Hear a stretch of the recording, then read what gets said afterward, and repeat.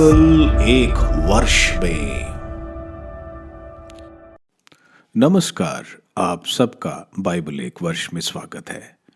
आप सब ने जो कदम उठाया है प्रभु के वचन सुनने के लिए, यह हमारे जीवन के अंधेरों को दूर करेंगे और हमें प्रभु के प्रकाश में चलाएंगे।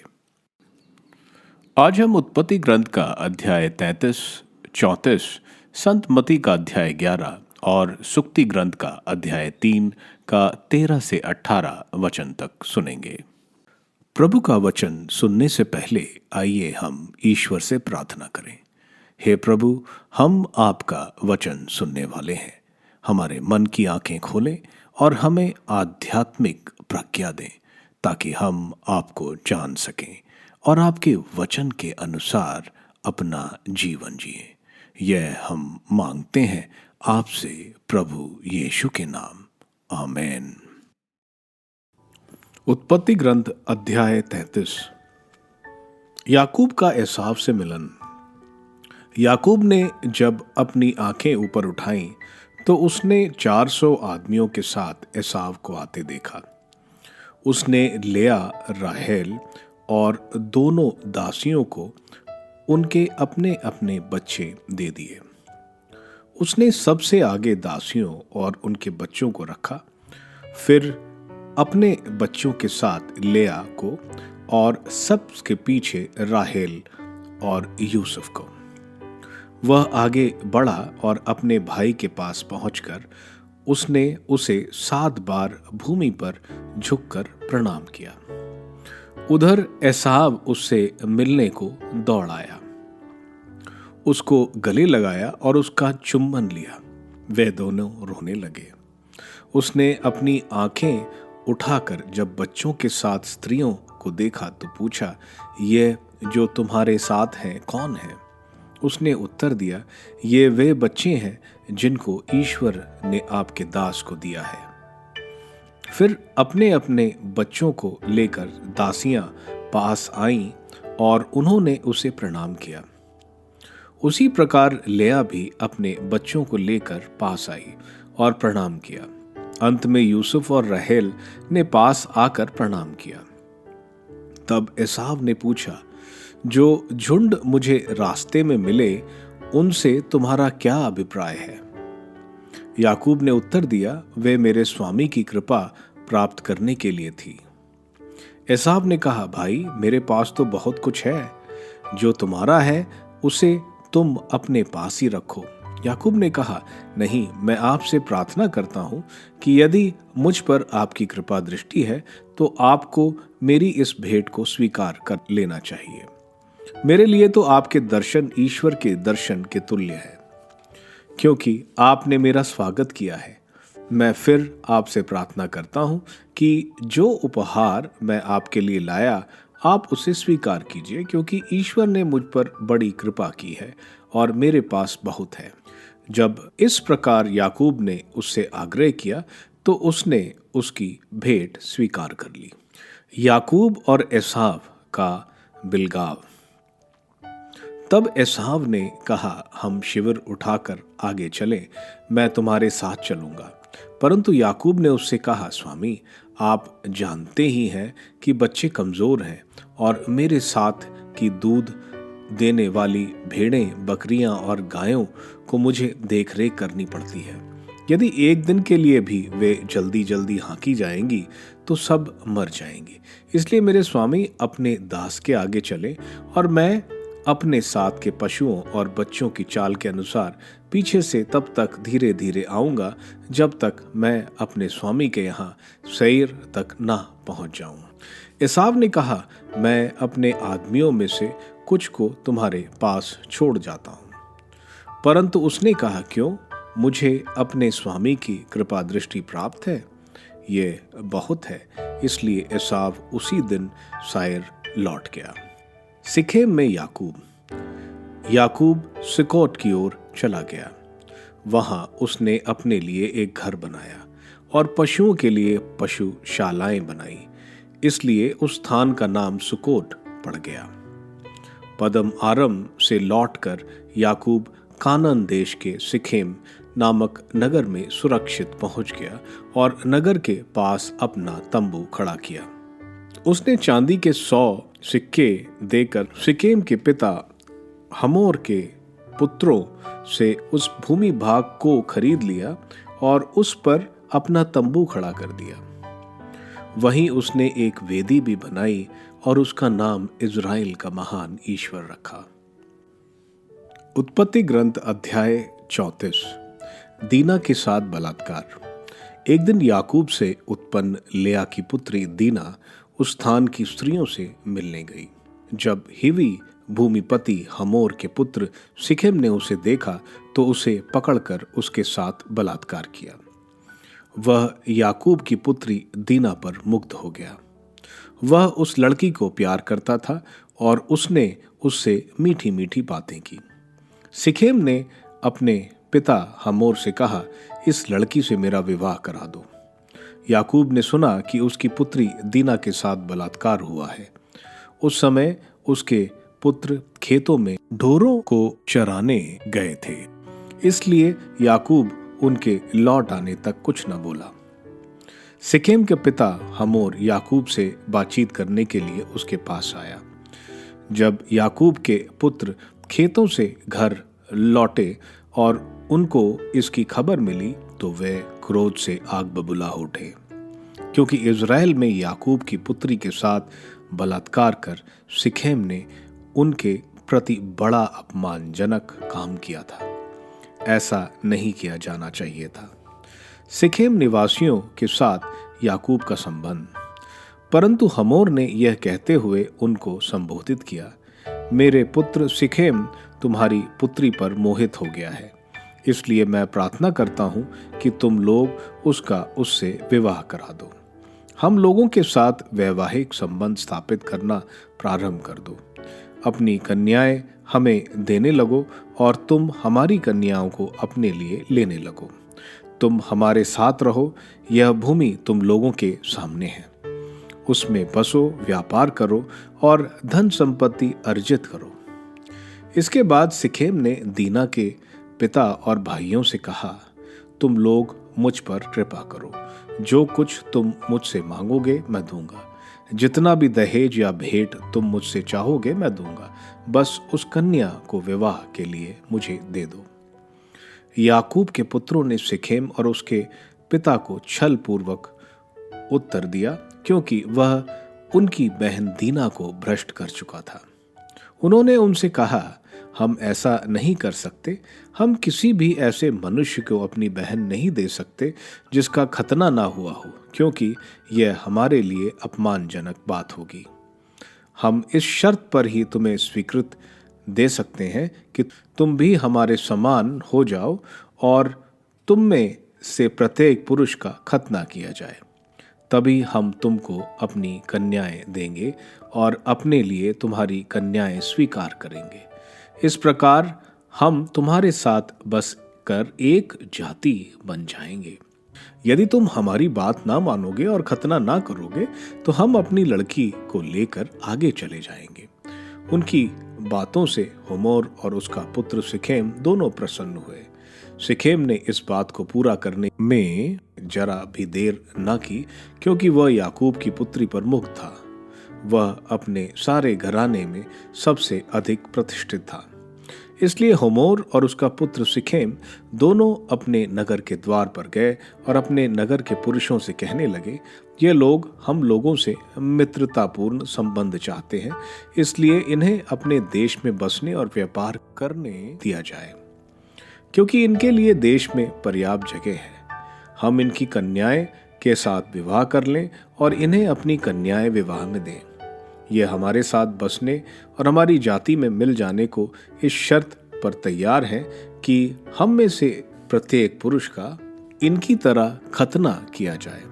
तब क्या इस हालत में उनके सारे ढोर, धन संपत्ति और पशु सभी हमारे ना हो जाएंगे? सिर्फ हम उनसे सहमत भर हो जाएं, वे हमारे साथ बस जाएंगे। इस पर उन सब पुरुषों ने जो नगर द्वार पर आए थे हमोर और उसके पुत्र सिखेम के प्रस्ताव को मान लिया और उन सब ने जो वहां आए थे अपना खतना करवा लिया। सिखेम वालों से बदला चुकाना। तीसरे दिन जब वे सब दर्द से छटपटा रहे थे, याकूब के दो पुत्र सिमोन और लेवी, जो दीना के भाई थे, अपनी तलवारें लेकर बिना किसी सूचना के नगर पर टूट पड़े और उन्होंने सब पुरुषों को मार डाला। उन्होंने हमोर और उसके पुत्र सिखेम को भी तलवार के घाट उतारा। फिर सिखेम के घर से दीना को लेकर चले आए। याकूब के दूसरे पुत्र मृतकों के पास आए और उन्होंने नगर को लूट लिया, क्योंकि उनकी बहन के साथ बलात्कार किया गया था। उन्होंने उनकी भेड़ बकरियां, गायें, बैल, गधे और नगर और खेतों की सारी चीजें ले ली। उन्होंने उनकी सारी धन संपत्ति, उनके बाल बच्चों और उनकी स्त्रियों को तथा जो कुछ भी उनके घर में था उसे लूटकर अपने अधिकार में ले लिया। तब याकूब ने सिमोन और लेवी से कहा, तुम लोगों ने कनानी और परिजी देशवासियों की दृष्टि में मुझे घृणित बनाकर मेरे लिए आपत्ति मोल ले ली है। मेरे पास बहुत थोड़े आदमी हैं। यदि वे लोग एकत्र होकर मुझ पर आक्रमण कर दें तो मेरा और मेरा परिवार का नाश होगा। परंतु उन्होंने उत्तर दिया, क्या उसको हमारी बहन के साथ एक वेश्या की तरह व्यवहार करने का अधिकार था? संतमती का अध्याय 11। अपने 12 शिष्यों को ये अनुदेश देने के बाद ईसा यहूदियों के नगरों में शिक्षा देने और पुरस्कार का प्रचार करने वहां से चल दिए। योहन बपतिस्मा के शिष्य। योहन ने बंदी गृह में मसीह के कार्यों की चर्चा सुनकर अपने शिष्यों को उनके पास यह पूछने भेजा, क्या आप वही हैं जो आने वाले हैं, या हम किसी और की प्रतीक्षा करें? ईसा ने उन्हें उत्तर दिया, जाओ, तुम जो सुनते और देखते हो उसे योहन को बता दो। अंधे देखते हैं, लंगड़े चलते हैं, कोढ़ी शुद्ध किए जाते हैं, बहरे सुनते हैं, मुर्दे जिलाए जाते हैं, दरिद्रों को सुसमाचार सुनाया जाता है, और धन्य है वह जिसका विश्वास मुझ पर से नहीं उठता। वे विदा हो ही रहे थे कि ईसा जनसमूह से योहन के विषय में कहने लगे, तुम लोग निर्जन प्रदेश में क्या देखने गए थे? हवा से हिलते हुए सरकंडों को? नहीं। तो तुम क्या देखने गए थे? बढ़िया कपड़े पहने मनुष्य को? नहीं। बढ़िया कपड़े पहनने वाले राजमहलों में रहते हैं। आखिर क्यों निकले थे? नबी को देखने के लिए? निश्चय ही, मैं तुमसे कहता हूं, नबी से भी महान व्यक्ति को यह वही है जिसके विषय में लिखा है, देखो, मैं अपने दूत को तुम्हारे आगे भेजता हूं, वह तुम्हारे आगे तुम्हारा मार्ग तैयार करेगा। मैं तुम लोगों से यह कहता हूं, मनुष्यों में योहन बपतिस्मा से बड़ा कोई पैदा नहीं हुआ। फिर भी स्वर्ग राज्य में जो सबसे छोटा है वह योहन से बड़ा है। योहन बपतिस्मा के समय से आज तक लोग स्वर्ग राज्य के लिए बहुत प्रयत्न कर रहे हैं, और जिनमें उत्साह है वह उस पर अधिकार प्राप्त करते हैं। योहन तब के नबी और संहिता भी सब के सब राज्य के विषय में केवल भविष्यवाणी कर सके। तुम चाहो तो मेरी बात मान लो कि योहन वही एलिजिया है जो आने वाला था। जिसके कान हो वह सुन ले। ईसा की पीढ़ी को धिक्कार। मैं इस पीढ़ी की तुलना किससे करूं? वे बाजार में बैठे हुए छोकरों के सदृश हैं, जो सब साथियों को पुकार कर कहते हैं, हमने तुम्हारे लिए बांसुरी बजाई और तुम नहीं नाचे, हमने विलाप किया और तुमने छाती नहीं पीटी। क्योंकि यूहन्ना बपतिस्मा आया जो ना खाता और ना पीता है, और वह कहते हैं उसे अब दूत लगा है। मानव पुत्र आया तो खाता पीता है, और वह कहते हैं देखो, यह आदमी पेटू और पियक्कड़ है, नाकेदारों और पापियों का मित्र है। किंतु ईश्वर की प्रज्ञा परिणामों द्वारा सही प्रमाणित हुई है। अविश्वासी नगरों को धिक्कार। तब ईसा उन नगरों को धिक्कारने लगे जिन्होंने उनके अधिकांश चमत्कार देखकर भी पश्चाताप नहीं किया था। धिक्कार तुझे खुराजन, धिक्कार तुझे बेतसाइदा, जो चमत्कार तुम में किए गए हैं यदि वे तीरुस और सिदोन में किए गए होते तो उन्होंने ना जाने कब से टाट ओढ़कर और भस्म रमाकर पश्चाताप किया होता। इसलिए मैं तुमसे कहता हूं, न्याय के दिन तेरे दशा की अपेक्षा तीरुस और सोदोन की दशा कहीं अधिक सहनीय होगी।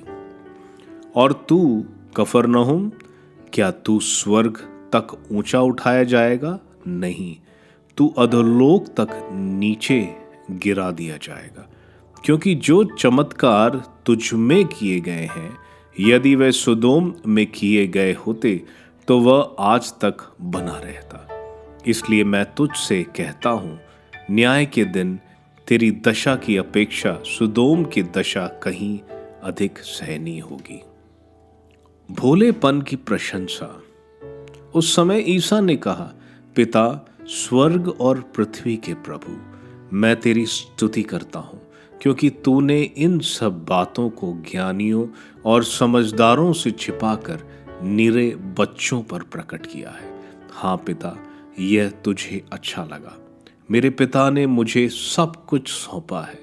पिता को छोड़कर कोई भी पुत्र को नहीं जानता, इसी तरह पिता को कोई भी नहीं जानता, केवल पुत्र जानता है और वही जिस पर पुत्र उसे प्रकट करने की कृपा करे। ईसा की नम्रता।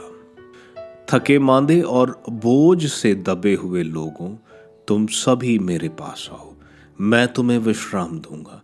मेरा जुआ अपने ऊपर ले लो और मुझसे सीखो, मैं स्वभाव से नम्र और विनीत हूं।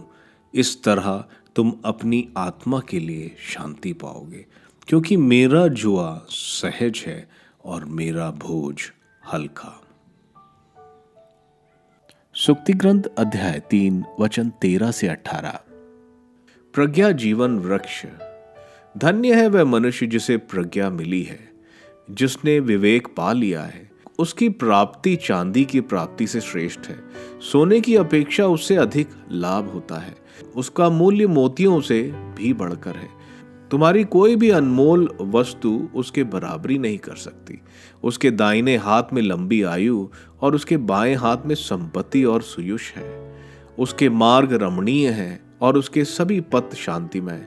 जो उसे प्राप्त करते हैं उनके लिए वह जीवन वृक्ष है। धन्य है वे लोग जो उसे संजोए रखते हैं। उत्पत्ति ग्रंथ के अध्याय 33 और 34 में हम देखते हैं, याकूब अपनी दासियों को उनके बच्चों के साथ और फिर लिया और राहेल को उनके बच्चों के साथ आगे भेजता है, ताकि एसाव जब उनको देखे तो उसको दया आ जाए। एसाव के पास आते ही याकूब 7 बार उसको दंडवत करता है, ताकि एसाव का हृदय पिघल जाए। यहाँ हम देखते हैं याकूब ईश्वर से भी प्रार्थना कर रहा है, क्योंकि उसको लाबान से ज्यादा एसाव से डर लगता था। ईश्वर ने एसाव का हृदय परिवर्तन किया और वह दौड़ता हुआ याकूब को गले लगाता है। ऐसा ही होता है जब हम ईश्वर को आने वाली परिस्थितियां जो खतरे से भरे हैं उनसे बचने की याचना करते हैं। ईश्वर हमें बचाते हैं और हम देखते हैं बड़ी आसानी से हम वो परिस्थितियों का सामना कर लेते हैं। आगे याकूब बोलता है एसाव को, आप जाएं, मैं आपके पीछे साईर आऊंगा, जहां एसाव रहता था। एसाव के जाने के बाद वो साईर नहीं जाता, लेकिन सुकोत, जिसका अर्थ तंबू होता है, होकर सिखेम में बस जाता है। सिखेम वही जगह है जहां योहन के सुसमाचार में प्रभु को समारी स्त्री मिलती है और बोलती है कि हमको यह पानी का कुआं याकूब ने दिया है। वहां वो जमीन लेता है और बस जाता है, लेकिन वो बेथेल जहां प्रभु ने उनको आशीर्वाद दिया था वहां नहीं जाता है। आगे हम देखते हैं जब हम अपनी इच्छा के अनुसार चुनाव करते हैं तो क्या होता है। याकूब एक कमजोर पति और पिता था। यह बात हम देखते हैं जब याकूब की पत्नियां कंपटीशन कर रही हैं कौन ज्यादा बच्चे पैदा कर सकते हैं। और आगे हम देखते हैं वह अपने बच्चों को काबू में नहीं रखता। ये हम देखते हैं दीना का बलात्कार सेकेम द्वारा किए जाने पर, और जब वह और उसका सारा समुदाय उनकी शर्तें मानने के बावजूद वह शकीम के लोगों के साथ गलत करते हैं। सिमेओन और लेवी जो दीना के सगे भाई थे, शेकेम के सब पुरुषों को मार देते हैं और बाकी पुत्र पूरे शहर को लूट लेते हैं। लेकिन ना तो वो इस बात पर याकूब से पूछते हैं ना सुनते हैं। यह हमें दिखाता है हमें अपने बच्चों को सही और गलत का ज्ञान देना चाहिए, और अगर वो गलत कर रहे हैं तो उनको समझाने की जरूरत है। उनकी गलती में उनका साथ नहीं देना चाहिए। संत मती के अध्याय 11 में हम देखते हैं यौन बपतिस्ता को हेरोद एंटिपस ने बंदी बनाकर रखा था। बंदी घर में योहन बपतिस्ता को शंका होती है कि प्रभु यीशु ही मसीह है, क्योंकि इजरायली सोचते थे कि मसीहा रोमन साम्राज्य को खत्म करेंगे। यह कुछ विचार योहन बपतिस्ता के मन में भी थे, इसलिए वे अपने शिष्यों को भेजते हैं प्रभु से पूछने के लिए। ईसाइयाह के ग्रंथ के अध्याय 29 वचन 18, अध्याय 35 वचन 5 और अध्याय 61 का वचन 1 में लिखा है कि जब मसीहा आएगा तो ऐसे चमत्कार देखने को मिलेंगे जैसे पहले नहीं देखने को मिला। और प्रभु बता रहे हैं तुम देख रहे हो, अंधे देख रहे हैं, लंगड़े चल रहे हैं, कोढ़ी चंगा हो रहे हैं, बीमार चंगाई पा रहे हैं, जो मर गए थे वे जीवित किए जा रहे हैं, और सुसमाचार का प्रचार किया जा रहा है, और जो मेरा बुरा नहीं बोलता वो आशीर्वाद प्राप्त करता है। इस तरह योहन बपतिस्ता को प्रभु बोलते हैं कि प्रभु के कार्य देखते हुए विश्वास करो, वे ही मसीहा है। आगे प्रभु के बारे में बताने के बाद अब योहन बपतिस्ता के बारे में प्रभु बता रहे हैं कि योहन नबियों में सबसे महान नबी है। उन्हीं के बारे में मलाकी के ग्रंथ अध्याय 3 वचन 1 में लिखा है, वह तुम्हारे आगे तुम्हारा मार्ग तैयार करे। प्रभु बोल रहे हैं योहन अब तक के जन्मे मनुष्यों में सबसे श्रेष्ठ है, लेकिन मसीहा के समय के संत योहन बपतिस्ता से श्रेष्ठ है। प्रभु आगे बोल रहे हैं स्वर्ग राज के लिए एक पापी को प्रयत्न करने की जरूरत है अपनी आध्यात्मिक प्रगति के लिए, और जो करेगा वह स्वर्ग राज्य प्राप्त करेगा। प्रभु आगे बोल रहे हैं इज़राइल में उस समय 2 मौके को मनाया जाता था। एक शादी का जिसमें लड़के अपने साथियों को बुलाते हैं नाचने के लिए, दूसरा मृत्यु का जब लोग आकर दुख के गाने और संगीत बजाते हैं। इसमें लड़कियां अपने साथियों को बुलाती हैं दुख के गीत गाने के लिए। प्रभु बोल रहे हैं वह एक दुल्हे की तरह आए, लेकिन कोई उनके लिए नहीं नाचा। और योहन बपतिस्ता जो दुख के संगीत का निमंत्रण दे रहा था, यह पीढ़ी ना खुशी के संगीत के साथ और ना दुख के साथ देना चाहती है, जो इन्हें स्वर्गराज की तरफ ले जाती। आगे प्रभु बोल रहे हैं कि जुरजिन, बेतसाइदा और कफरनहूम तुम शहरों पर धिक्कार है, क्योंकि प्रभु ने यहाँ इतने चमत्कार दिखाए और सुसमाचार का प्रचार किया, फिर भी वहां कोई पछतावा नहीं था।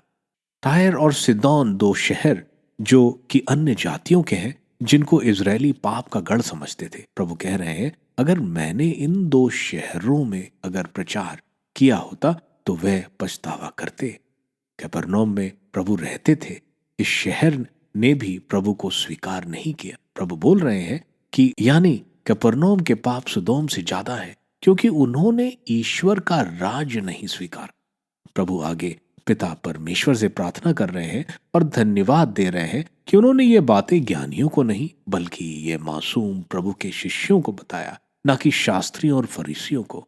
प्रभु कह रहे हैं पिता परमेश्वर ने सब अधिकार प्रभु को दिए हैं। आगे प्रभु बोल रहे हैं पिता को वही जान सकता है जिसको पुत्र प्रकट करना चाहे। प्रभु आगे बोल रहे हैं तुम जो थके मांदे हो और भारी बोझ उठा रहे हो, मुझसे सीखो, क्योंकि प्रभु नम्र है। और आगे बोल रहे हैं तुम मेरे पास आओ, मैं तुम्हें आत्मिक शांति दूंगा। प्रभु बोल रहे हैं मेरा जुआ उठाओ, यानी उनके शिक्षाओं के अनुसार जीवन जियो, तुम्हारा भार हल्का होगा। प्रभु बोल रहे हैं तुम्हारे जीवन में चुनौतियां तो होंगी, लेकिन मेरे रास्ते पर चलोगे तो उन्हें पार कर लोगे। सुक्ति ग्रंथ का अध्याय 3 वचन 15 से 18 में हम देखते हैं कि प्रज्ञा और समझ जो पाता है उसको आशीर्वाद प्राप्त है। यह चांदी सोने और रत्नों से बहुमूल्य है। जिसके पास प्रज्ञा है उसके दाएं हाथ में लंबी आयु और बाएं हाथ में सम्मान, वो खुशी के पथ और शांति के पथ पर ले जाती है। वह जीवन वृक्ष है, यानी स्वर्ग है, जो प्रज्ञा यानी ईश्वर के ज्ञान को हासिल करता है। आप सबको धन्यवाद ईश्वर के वचन सुनने के लिए। मैं आपसे विनती करता हूं कि आप बाइबल एक वर्ष में को दूसरों के साथ शेयर करें, क्योंकि प्रभु का वचन स्वयं प्रभु यीशु है। प्रभु को दूसरों को देने वालों को प्रभु की आशीष जरूर मिलेगी। मैं आप सबका बड़ी बेसब्री से कल इंतजार करूंगा। धन्यवाद।